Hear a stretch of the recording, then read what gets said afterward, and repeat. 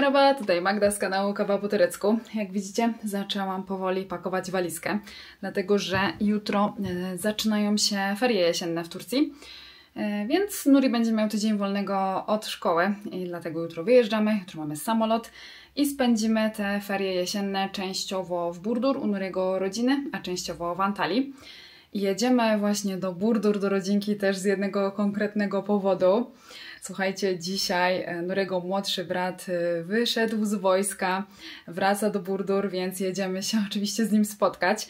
Jeżeli przegapiliście vlog z przysięgi Nuriego brata, to podlinkuję Wam przy tym komentarzu, tam sobie zajrzyjcie, myślę, że to też jest ciekawy temat. No i myślę, że też mogę Wam podlinkować pogadankę, w której Nuri kiedyś opowiadał o swojej służbie wojskowej. Służba wojskowa w Turcji jest obowiązkowa, także no jest to coś innego niż w Polsce. Myślę, ciekawy temat, więc jeżeli Was to interesuje, to tam możecie sobie zajrzeć. No ja powoli muszę zabrać się za pakowanie, bo też poza tym mamy kilka innych rzeczy dzisiaj jeszcze do załatwienia. Także no, zabieram Was w tą podróż razem z nami. Zobaczycie te nasze przygotowania, samą podróż i też te ferie jesienne, chociaż ja myślę, że to podzielę na 2 vlogi. Myślę, że ten skończy się właśnie na pobycie w Burdur, a sam już pobyt w Antalii nagram osobno. No ale zresztą wyjdzie to wszystko w praniu, sami zobaczycie. Ale zanim zabiorę się za składanie tych rzeczy, to chciałam Wam jeszcze coś opowiedzieć, słuchajcie. W jednym z ostatnich vlogów opowiadaliśmy Wam z Nurim o tym, że wiecznie wyzwania nam tu w okolicy jakiś alarm po nocach, przez który nie możemy spać. Nuri nawet Wam zaprezentował, jak to brzmi, bo akurat nagrywał widok z okna, jak to zaczęło dzwonić ostatnio. I tak już nas to denerwowało, że tu chcieliśmy koniecznie coś z tym zrobić, no ale wiecie, gdzie to zgłosić? Z kim to na ten temat rozmawiać, jak my do końca nawet nie wiemy, skąd to dzwoni. No bo zazwyczaj ten alarm włącza się w środku nocy, no to przecież my już śpimy, jesteśmy w piżamach w łóżku. Zanim człowiek się obudzi, dojdzie do siebie, zorientuje, co się dzieje, wstanie, ubierze coś na siebie, wyjdzie z domu, dobiegnie tam do tego miejsca, no to już ten alarm dzwonić przestaje. Ale ostatnio, kilka dni temu, zaczął ten alarm dzwonić wieczorem, jak jeszcze nie spaliśmy, więc Nuri od razu wybiegł z domu, pobiegł w stronę hotelu. No i tak jak przypuszczaliśmy, właśnie stamtąd ten alarm dzwoni, ale nie dokładnie z hotelu, tylko z marketu, który jest w budynku hotelu. Po prostu właściciele tego hotelu wynajmują tam komuś obok miejsce na market. No ale wiecie, no w tym markecie już nikogo nie było, więc Nuri wszedł po prostu do tego hotelu porozmawiać z pracownikami tam. No i został skierowany do kierowniczki hotelu, tam jej wszystko opowiedział, o co chodzi, no i ona mówi, no zadzwonię do właściciela tego marketu, przekażę tu Panu słuchawkę, niech Pan sobie sam tutaj wyjaśnia. No i Nuri wszystko właścicielowi tego marketu opowiada, na co ten facet mówi do Nuriego: trzymajcie się teraz, bo ja nie mogłam w to uwierzyć. Mówi tak: o tak, ja wiem, bo my w tym markecie mamy około 5-6 kotów i jak one chodzą, to widocznie czujka je łapie i wtedy włącza się alarm. Rozumiecie to? W markecie są koty. W miejscu, w którym jest sprzedawane jedzenie. Zresztą ja nie wiem, czy one chodzą tam po tej hali marketu, czy one, nie wiem, może są gdzieś w biurze. No ale i tak mimo wszystko, no ja rozumiem, są jakieś koty, nie chcą ich wyrzucić na ulicę. Też bym nie chciała ich wyrzucić na ulicę, no ale jeżeli chcą się nimi zająć, no to ja nie wiem, czy market jest odpowiednim miejscem do tego. Może mogliby je zabrać do domu albo komuś rozdać. No tak czy owak, właściciel tego marketu przeprosił za całą zaistniałą sytuację i stwierdził, że ten problem zostanie rozwiązany i że nie musimy się już więcej o to martwić, więcej ten alarm dzwonić nie będzie. Po czym kolejnej nocy alarm znowu dzwonił.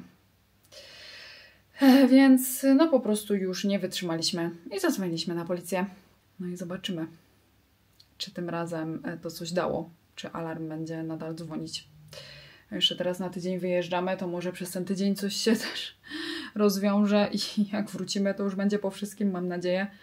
No ale tego się nie spodziewałam. Myślałam, że ten alarm jest może po prostu zepsuty albo nie wiem co. Koty są w markecie. Turcja. Typowa Turcja. Dobra. Tak siedzę, gadam do Was właśnie po to, żeby, wiecie, nie zająć się tym. No ale trzeba się tym zająć, więc ja teraz idę pakować tą walizkę i widzimy się niedługo. Tutaj pakuję walizkę, a tutaj mam gościa.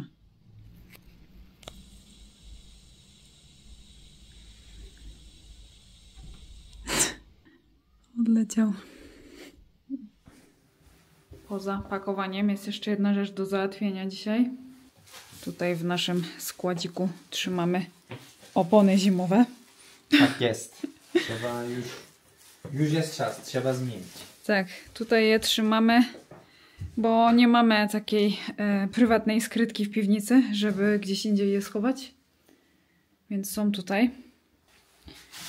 No i dzisiaj jeszcze trzeba się tym zająć.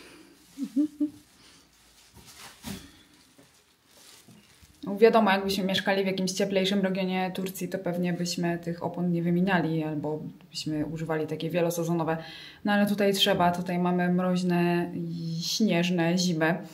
No i jak wrócimy z ferii, no to już będzie końcówka listopada, więc wtedy na pewno już będzie ślisko rano, albo nawet już teraz mamy przymrozki w nocy. No i lepiej, żeby to auto już po prostu stało gotowe pod blokiem, jak wrócimy.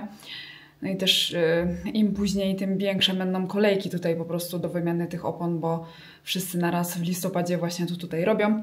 Dlatego już się Nuri umówił na dzisiaj i teraz jedziemy to załatwić.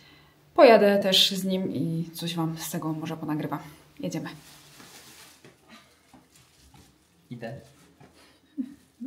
Mam wziąć te dwie? No. Mam zajętą rękę kamerą, mogę dwóch na raz.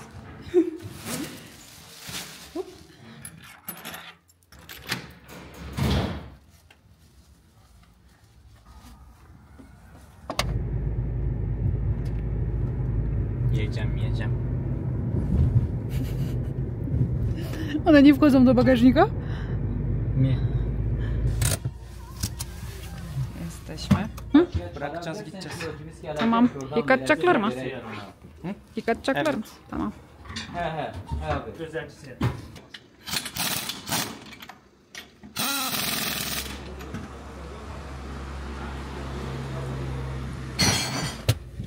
Gotowe. Jedziemy.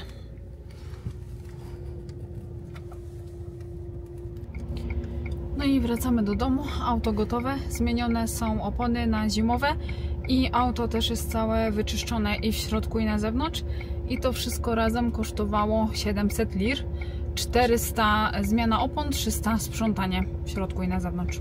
Takie ceny.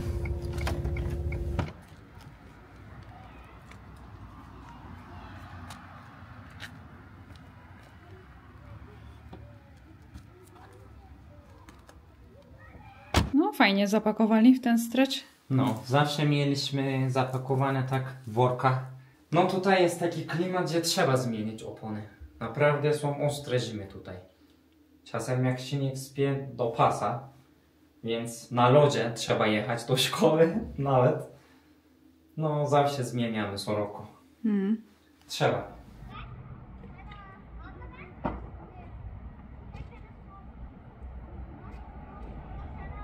Taki wieczór.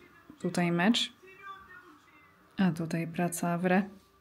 Sprawdzanie ostatnich klasówek przed feriami. W ogóle zobaczcie, jaką mam szopę. Naprawdę mam już długie włosy. To nie widać, ale ja mam kręcone włosy. Patrzcie to. Jeszcze przed wyjazdem muszę iść do fryzjera obciąć włosy. Ale gdzie jest moja kamerzysta? Może mi towarzyszy? No jestem tu. No. Z tobą nagrywać? Tak. Madzia też idzie ze mną, bo ja sam się boję. Okej, to idziemy. No. Na szczęście mamy tutaj fryzjera osiedlowego, więc daleko nie musieliśmy chodzić.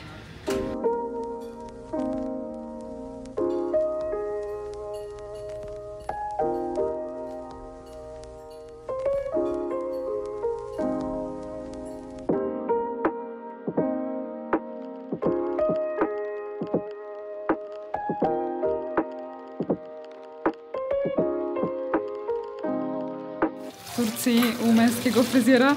Włosy są myte do przodu, nie do tyłu. Cała woda spływa po twarzy, więc nie wiem, czy to jest przyjemne, chyba nie. Ale tobie to nie przeszkadza? Możesz oddychać? Vallahi ben buna alışmışım ama. Orada kestirdiğimde geriye doğru çok garibime gidiyor. Yıkadıkları zaman. Tuhaf geliyor. Przy okazji umyta broda, twarz, uszy, wszystko. Full pakiet.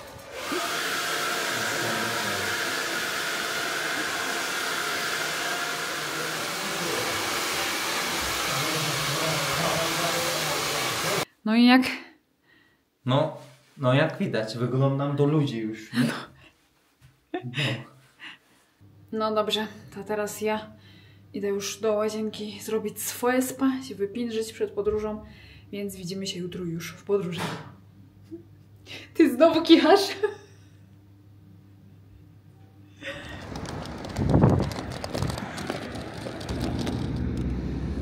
Günaydın, dzień dobry, ruszamy w podróż. Jest 7:30 rano, czekamy na autobus.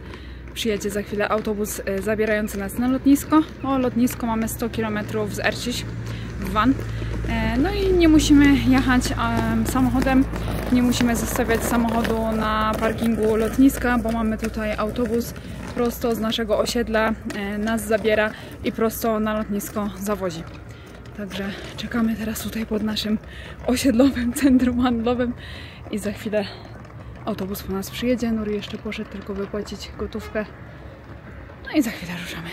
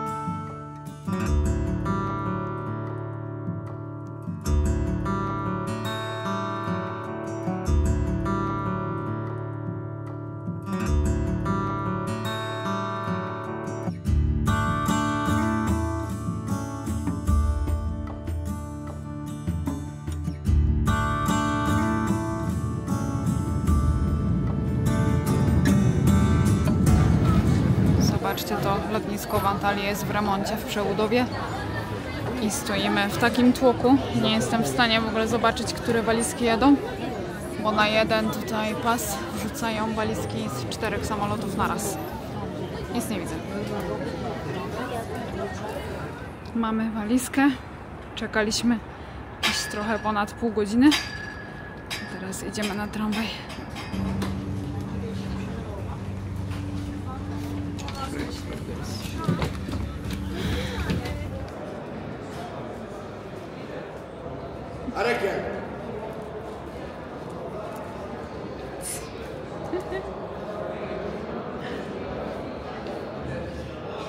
Jest przed 16 i w końcu dojechaliśmy tramwajem na autogar, dworzec autobusowy, bo stąd będziemy jechać autobusem do Burdur, no ale niestety mamy bilet dopiero na 17:30.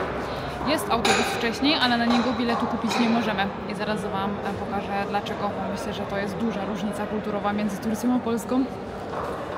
Zobaczcie, tutaj na przykład rozkład autobusu o 17:00.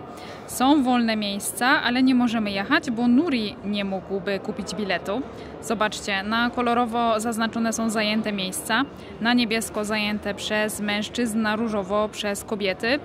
No i zostały właśnie wolne miejsca tylko przy tych różowych. No i zobaczcie, gdyby chciał Nuri tutaj wybrać jako mężczyzna, to jest napisane że to miejsce może zająć tylko kobieta. Jako mężczyzna on nie może kupić biletu. Dlatego nie możemy wcześniej jechać, bo zostały same miejsca wolne koło kobiet, więc tylko ja bym mogła taki bilet kupić. Oczywiście, gdyby były dwa wolne miejsca obok siebie, to moglibyśmy je kupić razem. Wtedy kobieta z mężczyzną może razem siedzieć, ale jeżeli już ktoś obcy dane miejsce zajął, no to wtedy można kupić bilet tylko kobieta koło kobiety, mężczyzna koło mężczyzny. No i z jednej strony akurat w takim przypadku, jak my mamy dzisiaj, to jest duży minus, no bo są wolne miejsca w autobusie, ale wszystkie wolne są tylko koło kobiet, więc Nuri biletu kupić nie może, musimy czekać. No ale z drugiej strony plus jest taki, że gdybym chciała na przykład sama podróżować, gdzieś daleko jechać, no to wiem, że bilet zostanie mi sprzedany koło kobiety i na pewno bym się czuła wtedy bardziej komfortowo na długiej trasie jechać z kobietą, a nie z jakimś obcym mężczyzną. To jak mamy jeszcze tyle czasu, to idziemy chyba coś zjeść, co? Tak, jestem głodny. No ja też. Będziemy jeść gözleme. Ja mam z ziemniakami, a Nuri z białym serem. I tak nie widać, co w środku. Smacznego. Smacznego.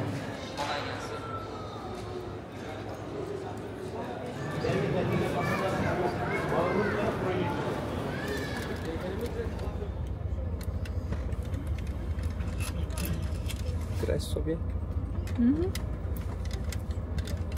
Czym grasz? Candy Crush. Candy Crush. Cukierki.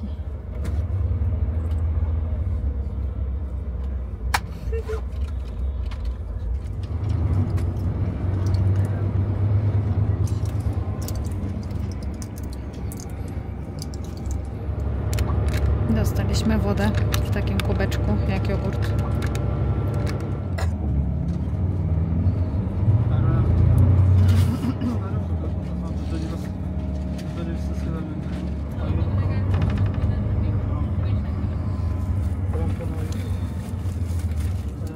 Wyszliśmy z domu po 7, pojechaliśmy do Burdur po 7, 12 godzin podróży. Ale jesteśmy na dworcu. Jak się masz?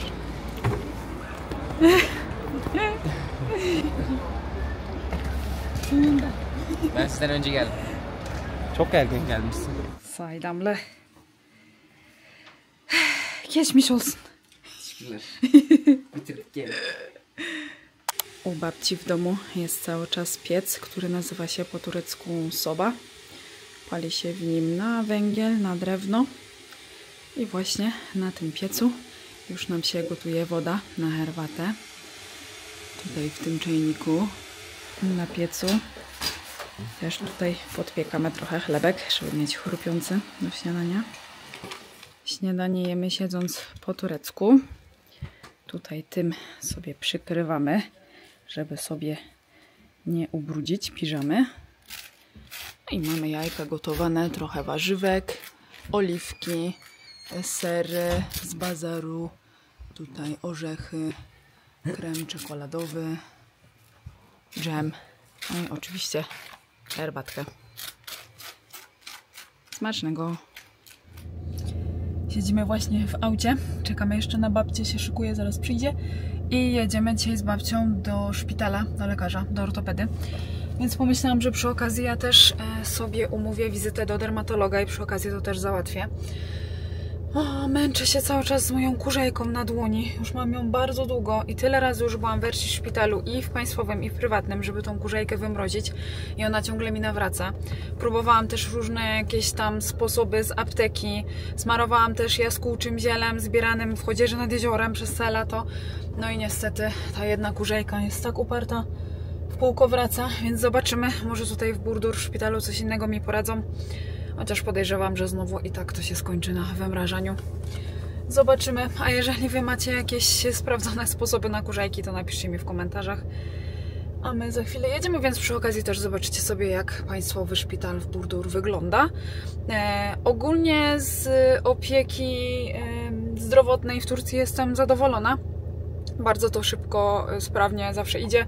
Wystarczy w systemie się zalogować i można sobie wizytę do specjalisty umówić praktycznie z dnia na dzień. Maksymalnie to się kilka dni czeka. My umówiliśmy wizytę i do ortopedy, i do dermatologa dosłownie wczoraj na dzisiaj. I jedziemy za chwilkę. Tak wygląda właśnie szpital z zewnątrz.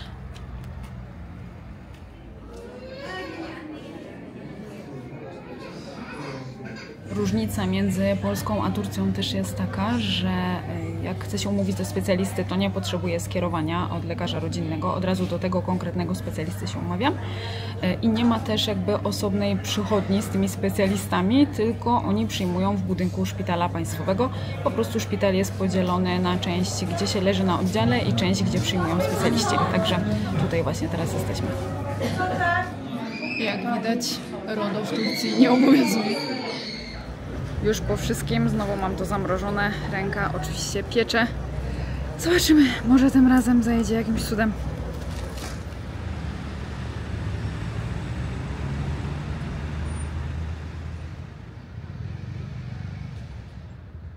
Patrzcie, kto się tutaj do mnie dosiadł. Chwilkę sobie tutaj przysiadłam na ławce i już mam tu gościa. Pis, pis, pis, pis, pis, pis, pis, pis, pis. Ale sobie znalazłeś miejsce do spanka? Jak będę chciała teraz iść, to co? Drugi tutaj chodzi.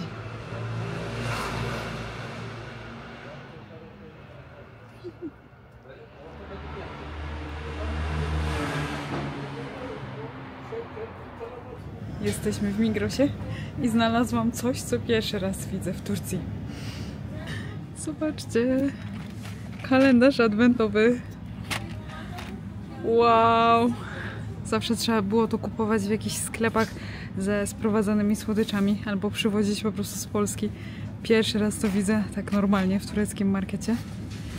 I jeszcze tutaj Milka piernikowa. Kupuję i zabieram. W Erciś mamy Migrosa, ale takich rzeczy nie widziałam. Często jest tak, że to, co tutaj na zachodzie Turcji jest, do nas na wschód nie dojeżdża, więc jak już tu jesteśmy, bierzemy. Idziemy z bratem pograć PlayStationa. Mamy tu niedaleko takiego salonu, wiesz, można wynająć 60 lir za godzinę.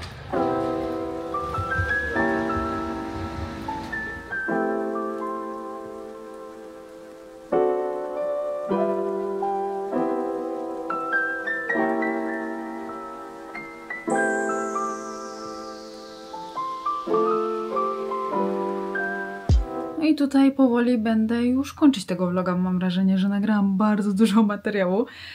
A jutro mamy jeszcze w planie iść z babcią na bazar po zakupy. I relację z tego bazaru Wam nagram osobno. To będzie w następnym vlogu. No a potem to już będziemy mieli takie spotkania rodzinne, na które bym nie chciała kamery zabierać. Jednak zachowam prywatne dla nas. Dobrze, tego możecie się spodziewać w następnym vlogu, relacja z bazaru i potem jeszcze jeden vlog z naszych krótkich, bo krótkich, no ale jednak wakacji w Antalii. Przy to będzie w najbliższym czasie. A teraz kończę. Do zobaczenia w następnym vlogu już niedługo. Görüşürüz.